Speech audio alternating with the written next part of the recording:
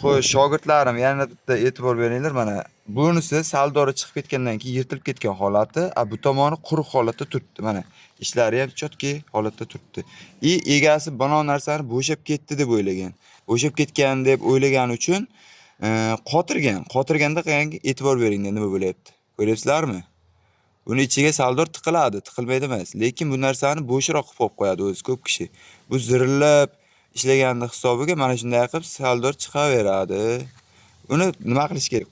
Qotirish kerak. Faqat birinchi yechib olib, xuddi shu holatda qo'yib olib, mana bunday saldorlar olib tashab, kerak emasini, ortiqchasini olib tashlash kerak-da, keyin dakansa qotirish kerak uni. Ploska bilan qotirib, mahkam qilib qo'ysalaring, bular sizga umuman xalaqit bermaydi. Moshina bo'ladi. Xudo xolasa.